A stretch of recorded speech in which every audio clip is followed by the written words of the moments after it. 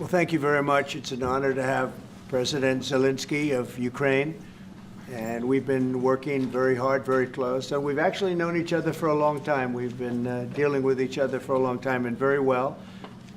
We had a little negotiation spat, but that worked out great, I think, for both countries. I think for the world, actually, beyond both countries. And we have something that is a very fair deal. And we look forward to getting in and digging and working and getting some of the rare earth. But it means we're going to be inside, and it's a big commitment from the United States, and we appreciate working with you very much. And we will continue to do that. We have had some very good discussions with Russia. I spoke with President Putin, and we're going to try and bring this to a close. It's something that you want and that he wants. We have to negotiate a deal. But we've started the confines of a deal, and I think something can happen.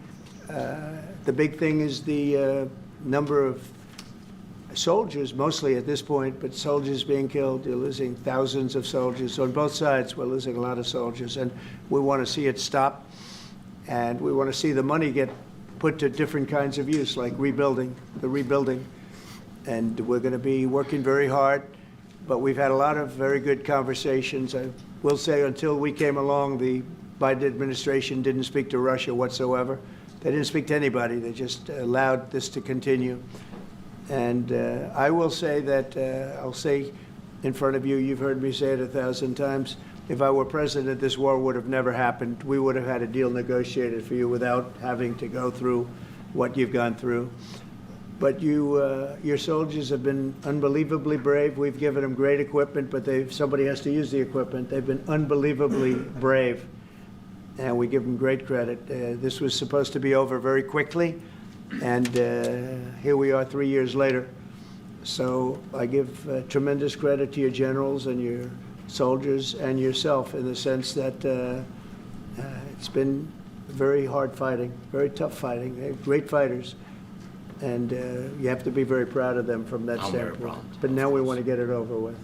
It's enough, right? We want to get it over with. So it's an honor to have you here. Thank you very much for coming. We're going to sign the agreement at the conference in the East Room in a little while, right after lunch.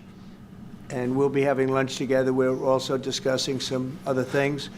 And we appreciate everybody being here. It's somewhat of an exciting moment, but the really exciting moment is when they stop the shooting or we end up with a deal. And I think we're fairly close to getting that, and an honor to have you. And please, I'd like to say something. Yeah, thank you so much, Mr. President.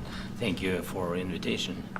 And really, I hope that this first document, will be first step to real security guarantees for Ukraine, our people, our children. I really count on it. And of course, we count that America will not stop support. Really, for us, it's very important to support and to continue it. I want to discuss it with details further during our conversation, and of course, the infrastructure or security guarantees. Because for today, I understand what Europe is ready to do. And of course, I want to discuss with you what United States will be ready to do. And I really count on your strong position to stop Putin. And you said that enough with the war. I think that is very important, Ben, to say these words to Putin at the very beginning of war, because he is a killer and terrorist. But I hope that together we can stop him. But for us, it's very important to, to save our country, our values, our freedom, and democracy, and of course, no compromises with the killer about our territories, but it will be later. And of course, what I wanted, we spoke about it by phone with you about the drones production. We have very good drones production. I think the best one in the world for today because of the war. Yes, and of course, we need very much the air defense. You have the best air defense in the world, and really you helped us under attacks of Russians, and I want to speak how we can exchange the licenses. We're open to share the licenses of all our drones with you, of course, with the United States, and we need licenses for quick production of air defense. Even after the war, we need our nation to be calm, that we are secure. So that's why we need this air shield. And of course, About this, I want to speak about the contingents. I think that France and UK already spoke to you, and we know that Europe is ready, but without the United States, they will not be ready to be as strong as we need. And the last point, last not least, about exchange, about our people and children. And you know that these crazy Russians, that they stolen 20,000 of children, Ukrainian children. They changed their names, they changed their families, relatives, and now they're in Russia. We want to bring them back, and really, it's a big dream, task, and goal for me, and our warriors. By the way, Mr. President, we exchanged, released more than 4,000 warriors from Russian prison, but there are thousands more in the prison. I wanted to share with you some images, how it's, just can I now? Yeah, please, please. One minute. Just you to understand in what circumstances, in what situation they are, and what the attitude of Russia to our prisoners. That guys, just you before and after. And you see before and after, just you to understand. Now thousands of such guys, ladies and men, there, and that, so they don't eat, they beat them, and they, so they do a lot of, bad things. So out of, even during the war, there are rules. Everybody knows there are rules during the war. So these guys, they don't have any rules. You see that 50, 60 kilograms left, and a lot of such things. And I didn't want to show you what the changes with images of children, because I will just share with you. I mean, it's looking tragic. Yep, that's tough stuff. I wanted very much to give you, and you see it. Yeah. This is pastor, by the way. They stolen pastors, because it's not Russian church. They stolen pastors and moved pastors to the prison. At the end of last year, we brought 3 pastors, and we could exchange them. And this is pastor, you see. Yeah, that's tough. Yeah. So I mean, this I wanted to show you, and this. So thank you very much. We want to get that ended, right? Yeah. Of course, we And will. I think we will. And We have to, of course. do you have any questions, please? When you continue to ask you about the Go ahead, please. Thank you, Mr. President. With how much money is the U.S. going to put into the fund that is being created today, and how does this provide long-term security for Ukraine?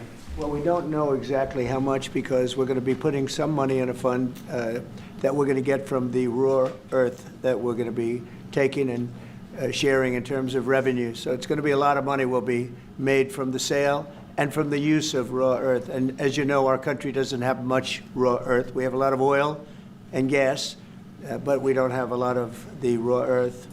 And what we do have is protected by the environmentalists, but that can be unprotected. But still, it's not very much. They have among the best in the world in terms of raw earth. So we're going to be using that, using it for all of the things we do, including AI and including weapons and the military, and it's really going to very much satisfy our needs. So it's something that just worked out really well. We have a lot of oil and we have a lot of gas, but we don't have raw earth. So this has just about every component of the raw earth that we need for computers, for all of the things we do. This puts us in great shape. And the long-term security for Ukraine, how does this provide? I think they're going to have great luck. I think once we make the agreement, that's going to be 95% of it. They're not going to go back to fighting. I've spoken with President Putin, and I feel very strong. I've known him for a long time, and I feel very strongly that they're very serious about it, and we'll make a deal. And when the deal is made, I don't think we talk about security. Everyone's talking about the other day, all they talked about was security. I said, let me make the deal first. I have to make the deal first. I don't worry about security right now. We have to have a deal, because right now, last week, 2,000 soldiers died on both sides. 2,000. And they're losing 1,000, 2,000, 3,000 a week. So as we sit here and we talk, people are getting shot and dying on the battlefield. And, they're not American soldiers, but they're Russian soldiers and they're Ukrainian soldiers, and we want to be able to stop it. And we want to be able also to spend money on other things. We don't want to, this is a tremendous amount of money. And what the Biden administration did was terrible. They were giving money, but he had no security on the money. Europe, as you know, gave much less money, but they had security. It was in the form of a loan. They get their money back, and we didn't. And now, at least we're protected because the American taxpayer has to be protected too. But this is an incredible agreement for Ukraine because we have a big investment in their country now, and what they have, very few people have.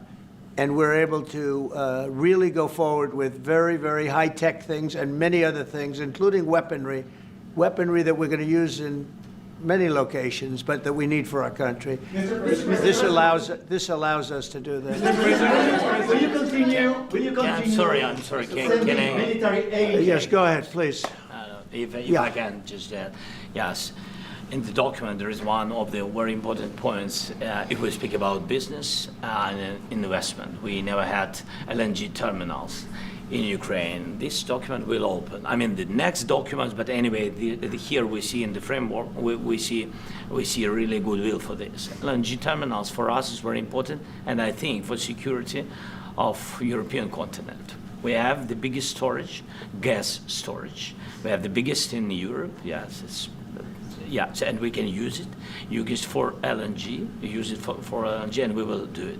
And really, we can help Europe because Europe really helped. President Trump said that they made less support, but they have our friends and they are our very supportive partners. They really gave a lot, Mr. President.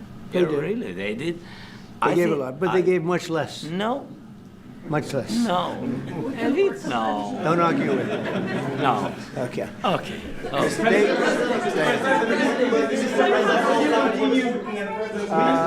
Yeah, please. Mr. President Trump, you have repeatedly called the deal with Ukraine as a historical one. And as a President of the United States, you make historical decisions in other issues which affect America and other world. So what place in the world history do you want to take?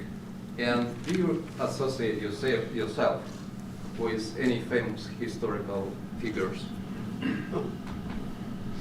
Yeah, I'd say George Washington, Abraham Lincoln. I would say I'm far superior to George Washington and Abraham Lincoln. Now, you know I'm only kidding, right? Because when I say that, the fake news is going to go wild. They're going to say he considers himself to be better than Washington. But you never know. You never know. I don't compare myself to anybody. I'm here to do a job. We've had a great 35 days or whatever it might be, a month, a little more than a month. We've accomplished tremendous amounts. Not only this would be a very great achievement if we could get the war stopped and get them back to normalization. I think that's going to happen. We've had very good talks on both sides, as you know. But I think we've done a very good job, just generally. If you look at all of the things we've done in 30 days, they're saying there's never been a opening for a president. The first month, there's never been a first month like we've had. And this is one of the very important things. This, to me, is one of the most important things because we have tremendous death taking place as we speak, and I don't want to have that. You know, think of the parents, whether they're in Russia or Ukraine, think of the parents of all these people being killed needlessly. They came to our territory. Should have never started. This would have, if I were president, this would have never started. Mr. President, will you continue sending military aid to Ukraine after the U.S. signs this agreement with Ukraine? Yeah, we're going to be continuing. President Zelensky, do you feel like the U.S. is on your side, that President Trump is on your side at this moment? What do you think? He wants to know, do you think that, sort of a stupid question, because I guess we wouldn't be here if I wasn't. You know? But I think that the United States on our side from the very beginning of occupation, and I think that President Trump on our side, and of course, I'm sure that the United States President will not stop support. This is crucial for us. It's important for us. Yes. And Putin, the president speaks about the people and the soldiers which are dying, but they came to our territory, they came to our land.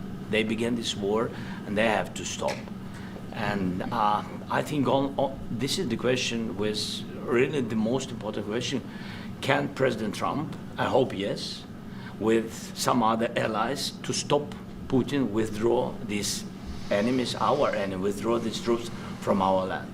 And I think that you asked about the history, I think that if President, or when, he will stop Putin, if President Trump will bring peace to our country, I think he will be on this wall. We've had very, very good talks. What about military aid to Ukraine? President Zelensky just said that there'd be no compromises with Vladimir Putin. I just wanted to ask both of you. Firstly, are there compromises that you think that President Zelensky is going to have to make? And President Zelensky, is there anything that you may be able to offer or bring to the table? For example, elections. Thank you. I think you're going to have to always make compromises. You can't do any deals without compromises. So certainly he's going to have to make some compromises, but hopefully they won't be as big as some people think you're going to have to make. That's all. It's all we can do. I'm here as an arbitrator, as a mediator to a certain extent between two parties that have been very hostile. To put it mildly, they've been very hostile. There's been a vicious war. There's been a vicious war. You know, it's a very level battlefield, and those bullets go out, and as I've said many times, we were talking about it with Pete, many times the only thing stopping those bullets is a human body. And in the case we're talking about, generally young human bodies are stopping a lot of bullets. It's dead level. That's why it's great farmland. It's great land. It's great farmland, but there's very little protection against the bullets that are being, and other things that are being shot. So all I can do is see if I can get everybody at the table and get an agreement. And I think we're going to end up with an agreement. Otherwise, I wouldn't probably be even here today. Mr. President, I've got two questions for you. You think ultimately your legacy will be the peacemaker and not the president that led this country into another war and ended foreign wars? And I've got a question. I hope it will. I mean, I hope I'm going to be remembered as a peacemaker. This would be a great thing if we could do this. I'm doing this to save lives more than anything else. Second is to save a lot of money, but I consider that to be far less important. So I hope I'm going to, thank you, Brian, for that question. It was a nice question. I hope I'll be known and recognized as a peacemaker. This would be a great thing to solve. This is a very dangerous situation. You know, this could lead to a third world war. This was headed in the wrong direction. If this election were lost, if we didn't win this election, and by the way, we won it by a lot. That was a mandate. We won every swing state. We won the popular vote by millions and millions of votes. We won everything. The districts, you look at the areas of red, take a look at a map. This was a big mandate, and this was one of the things. I said, we're going to get this thing settled. If we didn't win, I think this could have very well ended up in a third world war, and that would not have been a good situation. What was your second And question? my second question for President Zelensky. No. Why don't you wear a suit? Why? Why don't you wear a suit? You're the highest level in this country's office, and you refuse to wear a suit. Just want to see, do you own a suit? You have problems. A lot of Americans have problems with you not Really? respecting I don't the have authority of this such. office. I will wear a costume after this war will finish. Okay. Yes, maybe one, Maybe something like this? something like Yes, yours. sir. Yes, That'd be great. maybe something better. I don't know. We will see. Maybe something cheaper than yeah. Thank you. Thank you. Thank you. Thank you, President Trump. You said Mr. yesterday. President, are you going to send more arms to Ukraine in case there's no peace? Yeah, we're going to have arms to Ukraine, yeah, sure. Hopefully I won't have to send very much, because hopefully we're going to have it finished.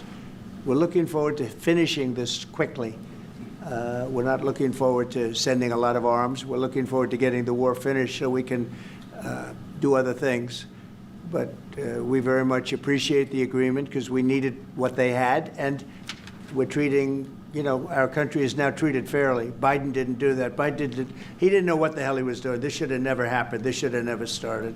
But, you know, sure, the answer is yes, but hopefully we won't have to send much because I'm looking forward to getting it done quickly, very quickly. Does that mean you'll provide security guarantees, Mr. President? I don't want to talk about security yet because I want to get the deal done. You know, you fall into the same trap like everybody else. A million times you say it over and over. I want to get the deal done. Security is so easy. That's about 2% of the problem. I'm not worried about security. I'm worried about getting the deal done. The security is the easy part. Security is very nice. Everybody stopped shooting. And now will Europe put people there? I know France is going to. I know the UK is going to. I know other countries are going to, and they happen to be right next door. We haven't committed, but we could conceivably. You know, we have security in a different form. We'll have workers there digging, taking the raw earth so that we can create a lot of great product in this country. So in that sense, you have something, but we haven't determined that yet. I will say, in speaking to France and in speaking to, and they were here, as you know, last week and just the other day, they have committed to a lot of security. I don't think you're going to need much security. I think once this deal gets done, it's over. Russia's not going to want to go back, and nobody's going to want to go back. When this deal ends, I really believe this deal is going to be over. Question? Yeah, please go ahead. Thank you. Go ahead, please. Thank you so Yeah. much. Mr. President, thank you. Thank you. Yeah. Macron and Keir Starmer at the White House this past week, both of whom praised your courage and conviction to lead the pathway towards peace. Yes. Part of that involved, though, re-engaging with Russia in diplomatic relations, something that previous leaders lacked the conviction to do so. What gave you the moral courage and conviction to step forward and lead that? Well, I love this guy. Who are you with? One American News, sir. Well, that's why I like him. One American News does a great job. I like the question. I think it's a very good question. It's a pathway to peace. It's a pathway to getting something solved. And I feel that as the head of this country, I have an obligation to do that. Plus, you know, we're very much involved. We got involved. It's too bad we got involved because there should have been no involvement because there should have been no war. And there shouldn't have been October 7th. That would have never happened. As you know, Iran was broke. They had no money to give to Hezbollah. They had no money to give to Hamas. They were stone cold broke. And then under Biden, they became rich as hell. They went from no money to $300 billion in a period of 4 years. And they gave a lot of that money away, and you see what happened. And that's a real mess also that we hope to be able to solve. But no, I appreciate your question very much. It's just, I feel I have an obligation to try and do something to stop the death. If I can answer, yes, if I can answer, Please, sorry, go ahead. please. And I do like your clothing, by the way. Yeah, really? Even though I think he's a Yeah, great guy, by the way. But I don't know if you two like each other, but you know what? I think No, he's no, dressed, I think he's why? dressed I like beautifully. this guy. I don't know I think him. he's dressed beautifully. So I have more serious things than answer on such That's questions. true. That's a I will good- answer on more serious That's a good questions if I statement. can. Yeah, that's good. Yeah, so please, about security guarantees and about just ceasefire. We can't just speak about ceasefire and speak. It will not work. Just ceasefire will not never work because I'm like a president. I have this experience, and not only me. Ukraine before my presidency, from the 2014, Putin broken 25 times. 25 times he broken his own signature. 25 times he broken ceasefire. But he never broke to me. He never broke to me. No, you were the president. He You never were the broke- president he during. never broke to me. In 2016, you've been the president, Mr. President. You've been the president, but he had, of course, not with you, but he had during those period. He had conversations with our side, and we had Normandy format. You know, the France, Germany, Ukraine, and Russia, and he broken 25 times. That's why we will never accept just ceasefire. It will not work without security guarantees. Security guarantees, maybe President is right about this document and other, but this document is not enough. Strong army is enough because his soldiers afraid, Putin's soldiers afraid of our soldiers when we're strong enough. If we are not strong enough, if we are empty, if our storage is empty, we can't defend our land. Today, you know, he knows that we have all the world knows that we have meeting. Yes? Why he's using ballistic? Putin today using ballistic on our hospitals, schools, and etc. Ballistic. So he knows that we are here and that President Trump is really have goodwill to stop this war. And you hear now the president. So why he's using? So he doesn't want to stop. He doesn't want. But I hope that we will do it. Really, we'll do it. Security. When we speak about security guarantees, when the Europeans are ready for contingents, they need USA backstop. If there will not be United States, we will not never have any contingents, strong contingents from the Europeans, because they don't want to divide alliance connection between the United States as the main and strongest ally and Europeans. And this is crucial. This is important. That's what we want to speak about very much. This is very important. And air defense. So air defense, really, we have big deficit with all these systems, and we need to provide this. We need it very much. Otherwise, Putin will never stop, and will go further and further. He doesn't want. He hates us. You know, it's not about me. He hates Ukrainians. He thinks that we are not a nation. He thinks, and he shares these thoughts. I think maybe with your team also. I don't know, but with all the Europeans, in media, official and not, he always said that there is no such country, such nation, such language, and such life like Ukrainian. No, he really doesn't respect all the Ukrainians, and he wants to destroy us. And you are right, Mr. President. That's 2%. This document, maybe other documents, it's a very good start, very good, but it will not enough to stop this person. Should Russia change its Mr. President, may I have one more question, please? Yeah, go ahead. I asked President They have to Zelensky pay. this question. You This didn't is like the rule. because- This is the rule of the because I- war. I'm This is sorry. the rule of the war. During all the centuries, all the history, this is the rule of the war. Who began, those pay. This is the rule. Putin began this war. He has to pay all money for innovation. He has to pay. Of course, some Russian assets, what we have in Europe, about 300 billion, we can use them. We can use for innovation and buy military support from the United States also. We can do it, but it's not enough. It's not enough. President, I asked this question that you didn't like because I wanted to know. Go ahead, please. Wait 1 second. I asked this question that you didn't like because I wanted to know if you want to position yourself in the middle between Russia and Yes, Ukraine, or I do. on the Ukraine side. No, I'm in the middle. I want to solve this thing. I'm for both. I want to get it solved. And it's wonderful to speak badly about somebody else, but I want to get it solved. If we can solve it, great. If we can't solve it, they're going to have to fight it out, and who knows what's going to happen.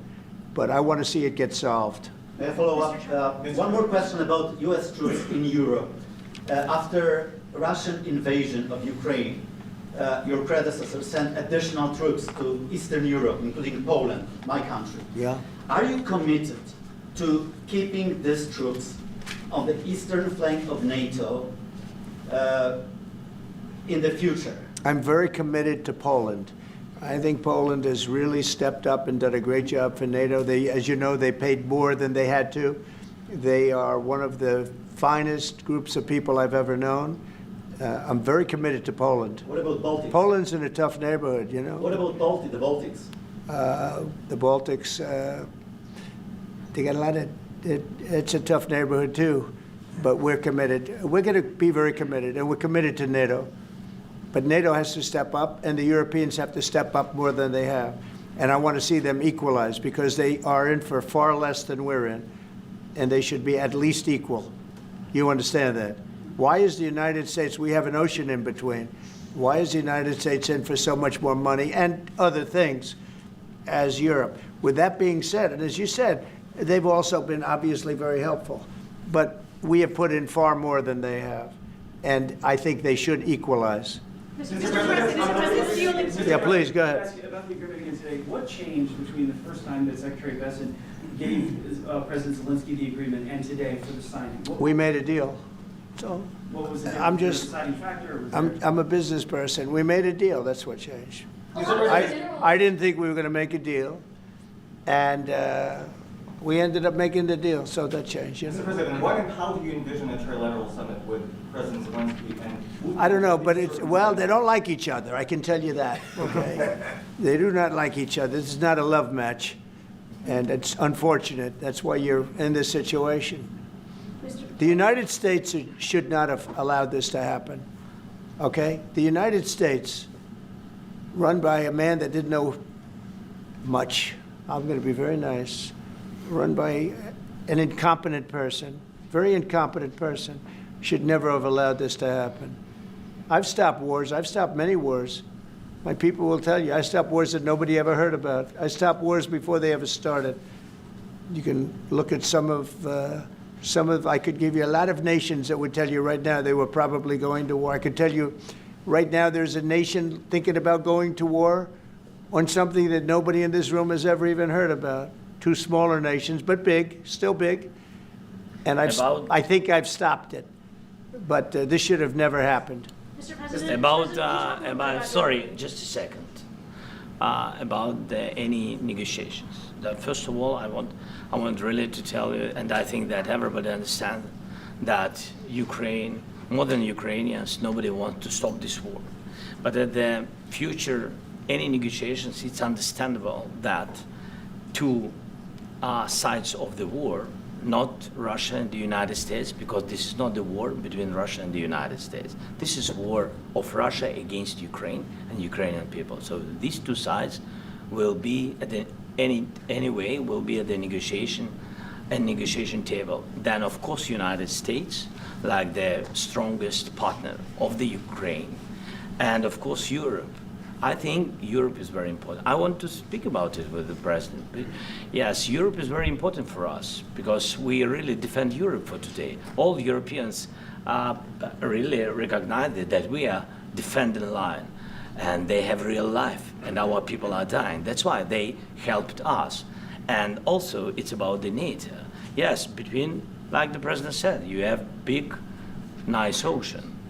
Yes, between us. But if we will not stay, Russia will go further to Baltics and to Poland, by the way. But first to the Baltics. It's understandable for them because they've been in the USSR. You know, they've been one of the republics of the USSR, and Putin wants to bring them back to his empire. It's a fact. And when he will go there, if we will not stay, you will fight. Your American soldiers, it doesn't matter, do you have ocean or not, your soldiers will fight. Mr. President, would you be willing to visit Ukraine, maybe Kyiv or Odessa, which is known to be a very Euro Black Sea? It was my question. Yeah. Sorry. I don't want to talk about Odessa now. Let's not talk about Odessa. I want to talk about making a deal, getting peace. We don't have to talk about Odessa, but a lot of cities have been destroyed. There are a lot of cities that are not recognizable. There's not a building standing. No, and a lot of things have Mr. President, you have to come and to look. No. We have very good cities. Yes, a lot of things have been destroyed, but mostly cities alive, and people work, and children go to school. Sometimes it's very difficult. Sometimes closer to front line, children have to go to underground schools or online, but we live. Ukraine is fighting, and Ukraine lives. This is very important. And maybe it's Putin is sharing this information that he destroyed us. No, he lost 700,000 people, 700,000 soldiers. He lost everything. Yes.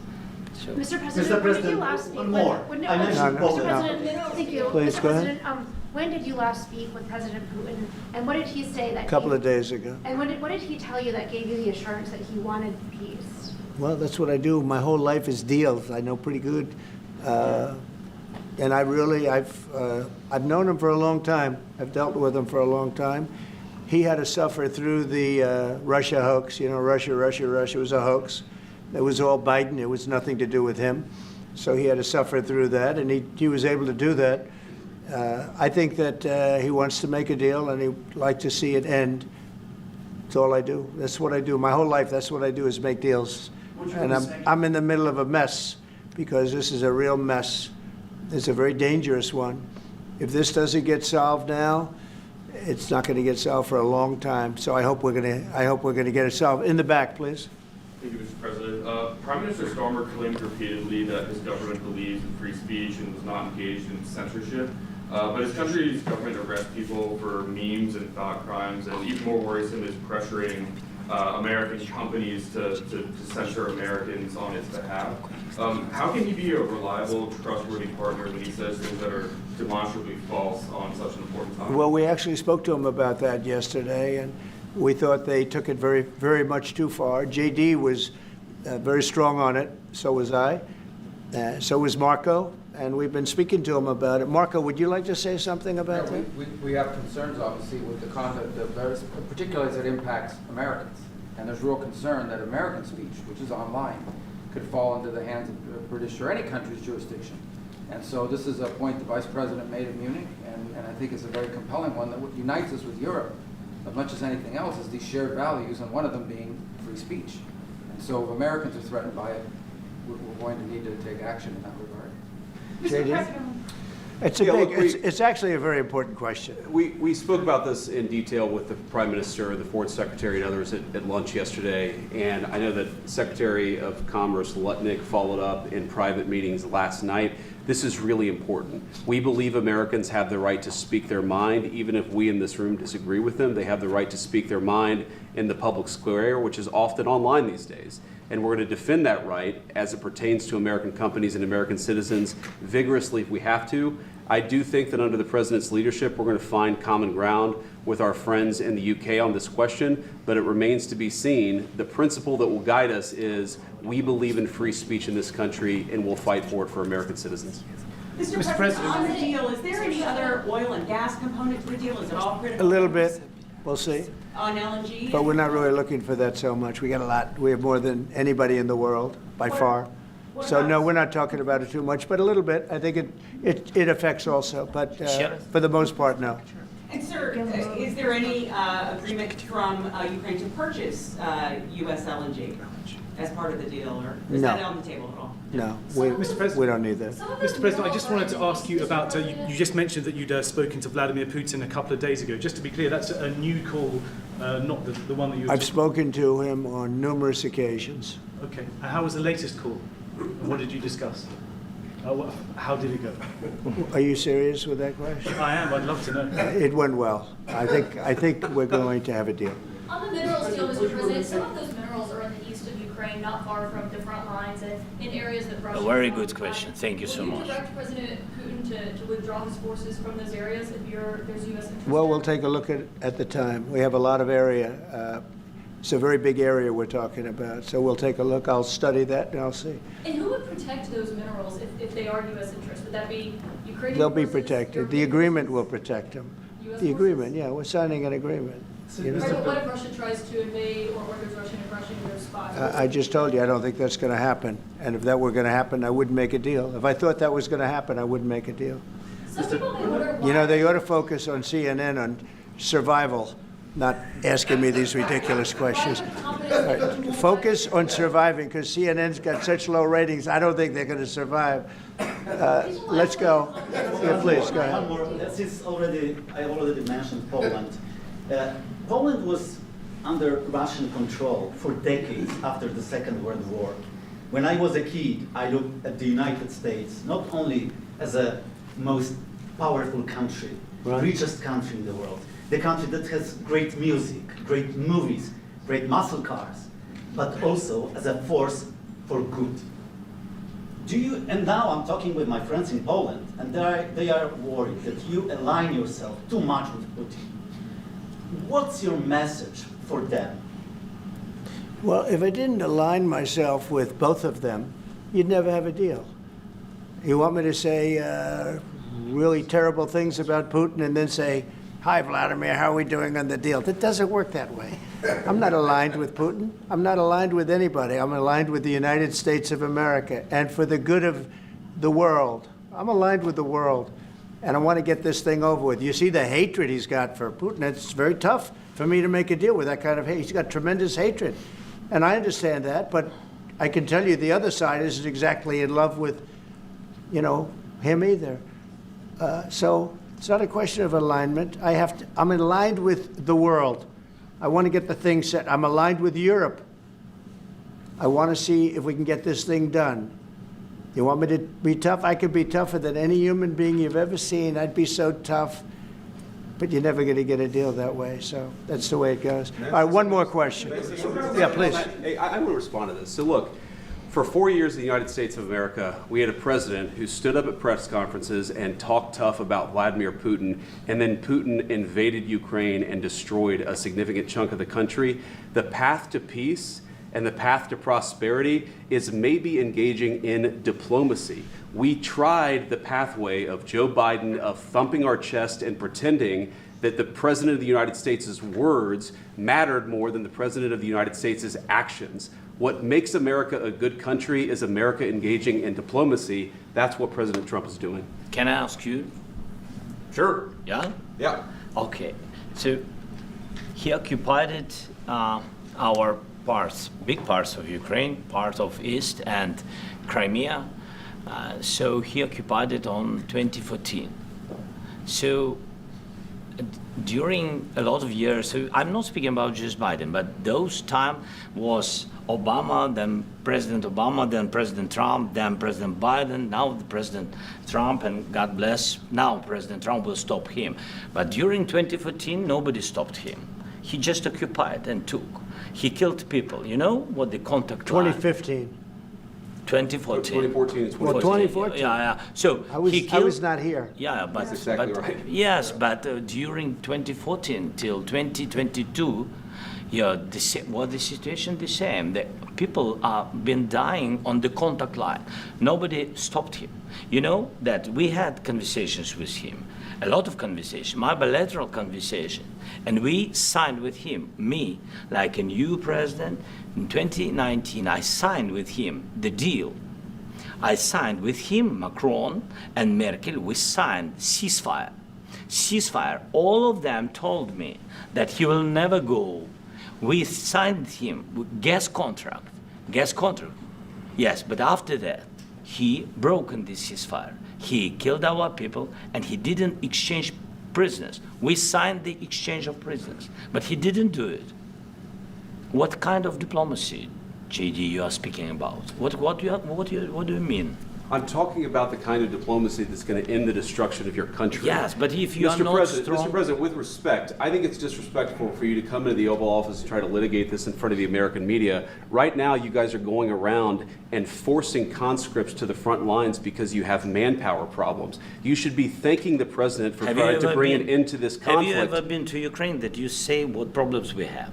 I have been to. Come once. I've actually watched and seen the stories, and I know what happens is you bring them on a propaganda tour, Mr. President. Do you disagree that you've had problems bringing people into your military? We have problems. And do you think that it's respectful to come to the Oval Office of the United States of America and attack the administration that is trying to prevent the destruction of your country? A lot of questions. Let's start from the beginning. Sure. First of all, during the war, everybody has problems, even you, but you have nice ocean and don't feel now, but you will feel it in the future. God bless. You don't know that. God bless. You don't God know bless. that. You will not have a war. Don't tell us what we're going to feel.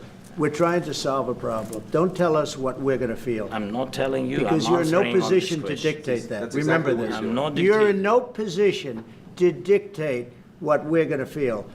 We're going to feel very good. You will feel influence. We're going to feel very good and very strong. You will feel influence. You're right now not in a very good position. You've allowed yourself to be in a very bad position, and he happens to be right about it. From the very beginning of the war, You're not Mr. in a good Brown, position. You don't have the cards right now. With us, you start having I'm not playing cards. cards. But right now, you don't. Yeah, you're playing serious, cards. Mr. President. You're I'm playing very cards. serious. You're gambling I'm with the president lives in of war. millions of people. You think- You're gambling with World War III. what do you You're think about? gambling with What do you World think War about? III. And what you're doing is very disrespectful to the country, this country. I'm that's with back all to respect to you. your Far country. more than a lot of people said very they respect. should have. Have you said thank you once? A lot entire of meeting? times. No, in this Even entire meeting, today. have you said thank you? Even today. You went to Pennsylvania and campaigned for the opposition in October. Offer some words of appreciation for the United States what of are you speaking America about? and the president who's trying to save your country. Please, you think that if you will speak very loudly about the war, you He's can... not speaking loudly. He's not speaking loudly. Your country is in big trouble. Can I Wait a answer? minute. No, Can you've I done a lot answer? of talking. Your country is in big trouble. I know. You're not winning. I know. You're not winning this. You have a damn good chance of we are coming out staying, okay because of us. Mr. President, we are staying in our country, staying strong from the very beginning of the war. We've been alone, and we are thankful. I said thanks You haven't in been this alone. cabinet, You and haven't not been only alone. in this cabinet. We gave you, through I this said thank stupid you. president, $350 billion. You voted we gave for you your military president. equipment, You and you voted men for are your brave, president. but they had to use our military. What about if you didn't have You our invited military me- equipment, You invited if me you to didn't speak. have our military equipment, this war would have been over in 2 weeks. In 3 okay? days, I heard it from Putin. In 3 days, this is something Maybe new. less. In 2 weeks, of course, yes. It's going to be a very hard thing to do business like this, I tell you. Just say thank you. I said a lot of times thank you to American people. Accept that there are disagreements, and let's go litigate those disagreements rather than trying to fight it out in the American media when you're wrong. We know that you're wrong. But you see, I think it's good for the American people to see what's going on over here. I think it's very important. That's why I kept this going so long. You have to be thankful. You don't have the I'm cards. thankful. You're buried there. Your people are dying. tell you You're again, running I low know. on soldiers. Don't- Listen, don't please, you're running Mr. low on President. soldiers. It would be a damn good thing. Mr. And then President. then you tell us, I don't want a ceasefire. I don't want a ceasefire. I want to go and I want this. Look. If you could get a ceasefire right now, I tell you, you take it so the bullets stop flying and your men stop getting killed. Of course, we want to stop the war. But you're saying you don't want a ceasefire. But I said to you, I want a ceasefire. with guarantees. Because you'll get a ceasefire faster than an agreement. Ask our people about ceasefire, what they think. That wasn't it doesn't with matter me. for you what That what wasn't this with me. nation- it That was wasn't with you. a guy named Biden, who was not a smart person. But this That is was your, with, this that was is with your Obama. president. It was your president. Excuse me. That was with Obama, who gave you sheets, and I gave you javelins. Yes. I gave you the javelins to take out all those tanks. Obama gave you sheets. In fact, the statement is Obama gave sheets and Trump gave javelins. You got to be more thankful, because let me tell you, you don't have the cards. With us, you have the cards. But without us, you don't have any cards. One more question to Mr. Vice President. I'm sorry. Going to be a tough deal to make, because the attitudes have to change.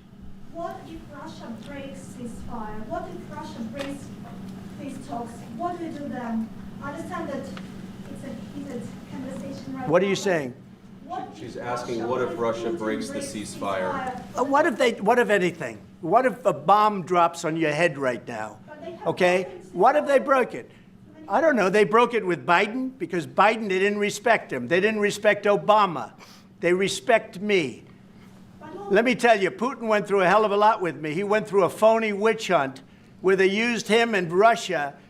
Russia. You ever hear of that deal? That was a phony Hunter Biden, Joe Biden scam. Hillary Clinton, Shifty Adam Schiff. It was a Democrat scam. And he had to go through that. And he did go through it. We didn't end up in a war. And he went through it. He was accused of all that stuff. He had nothing to do with it. It came out of Hunter Biden's bathroom. It came out of Hunter Biden's bedroom. It was disgusting. And then they said, oh, the laptop from hell was made by Russia, the 51 agents. The whole thing was a scam. And he had to put up with that. He was being accused of all that stuff. All I can say is this. He might have broken deals with Obama and Bush, and he might have broken them with Biden. He did, maybe. Maybe he didn't. I don't know what happened. But he didn't break them with me. He wants to make a deal. I don't know if you can make a deal. The problem is I've empowered you to be a tough guy. And I don't think you'd be a tough guy without the United States. And your people are very brave. But you're either going to make a deal or we're out. And if we're out, you'll fight it out. I don't think it's going to be pretty, but you'll fight it out. But you don't have the cards. But once we sign that deal, you're in a much better position. But you're not acting at all thankful. And that's not a nice thing. I'll be honest, that's not a nice thing. All right, I think we've seen enough. What do you think? Huh? This is going to be great television, I will say that. All right, we'll see what we can do about putting it together. Thank you. Thanks.